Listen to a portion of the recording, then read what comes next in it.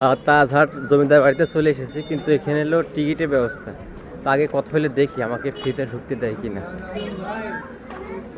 আচ্ছা ঠিক আছে, আমি টিকিট কাউন্টারে বলার পর আমাকে ফ্রিতে ঢুকতে দিয়েছেন, কিন্তু রেজা ভাইকে ফ্রিতে দেন নাই, মানে একজনকে ফ্রি করেছে। তো বর্তমানে তাজ যে জমিদার বাড়ি ওটা চলে এসেছি।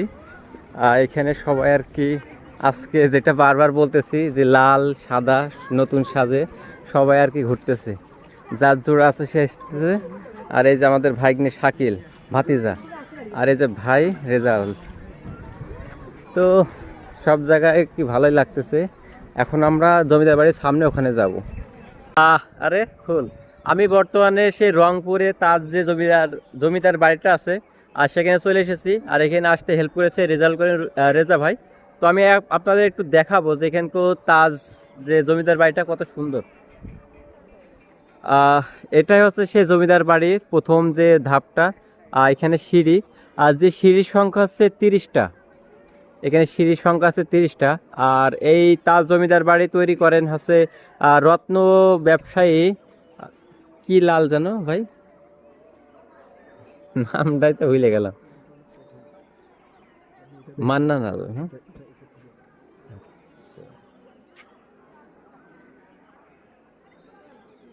মান্না লাল। এই জমিদার বাড়িটা নির্মাণ করেন মান্নান লাল, আর যিনি কিনা হচ্ছে রত্ন ব্যবসায়ী ছিলেন। আর এখানে এসে আর কি বসবাস করার কারণে এই জমিদার বাড়িটা তৈরি করেন, এবং তার মৃত্যুবরণকালে তার ছেলে এটাকে সংরক্ষণ করেন। আর এটা তৈরি করতে হলে 2000 শ্রমিক কাজ করেন, আর যার মূল্য দাঁড়ায় হচ্ছে 1.5 কোটি টাকা। আর বর্তমানে এটি বাংলাদেশ প্রত্নতাত্ত্বিক বিভাগ সংরক্ষণ করতেছেন। আজকে আর কি সবাই আর কি নতুন সাজে সেজেছে, একটু দেখায়। ওয়াও, শুধু ওয়াও আর ওয়াও। তো বর্তমানে ভিতরে ঢুকে পড়েছি, আর আপনাদের একটু দেখাই, যদিও চুরি করে। এখানে এই যে ওরে শিং, হাতির দাঁত, এটা হাতির দাঁত। আর এখানে এই যে কালেমা তৈবা, এগুলো লেখা আছে।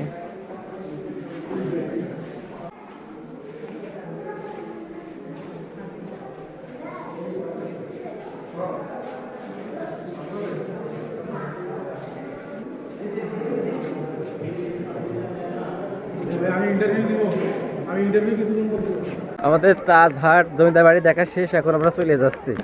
আর সবাই যে ছবি উঠতেছে। ও রে, উপর থেকে তো দারুণ, বাহ, এখান থেকে তো দারুণ একটা ছবি নেই। আমাদের জমিদার বাড়ি দেখা শেষ, এবার আমরা যাচ্ছি রংপুর রেল স্টেশন, বিভাগীয় রেল স্টেশন। ওইটা দেখার পর আমরা দুপুরে খাওয়া দাওয়া করবো। খাওয়া দাওয়া শেষ করে রেস্ট নিয়ে আবার ভাই যেখানে নিয়ে যায় সেখানে যাব। আমরা চলে এসেছি রংপুর স্টেশনে। এই যে প্রবেশ পথ। ও রে, কত মানুষ রে ভাই, সব হলো বসে আছে যাওয়ার জন্য। আর ওই পাশে কোন ট্রেন আসবে এখন জানেন?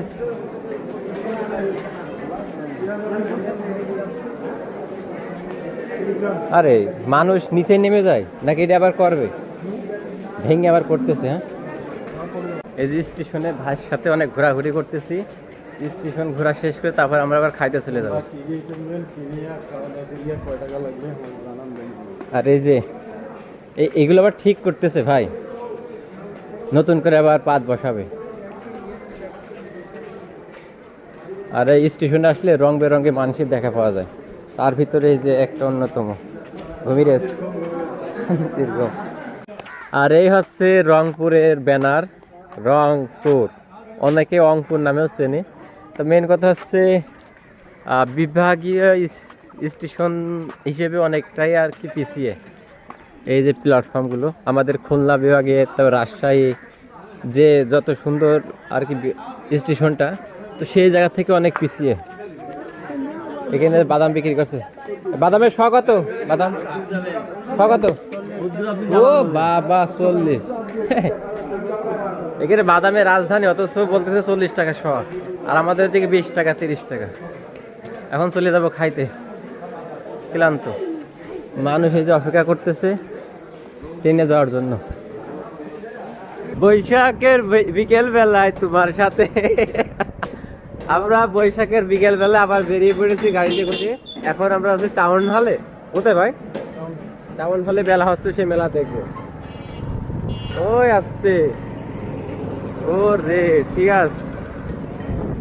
আর এই যে সেই রংপুরের চিরচেনা শহর, আমরা এখন যাচ্ছি মোটর সাইকেলে। এখন সবাই আর কি টাউন হলে চলে এসেছে।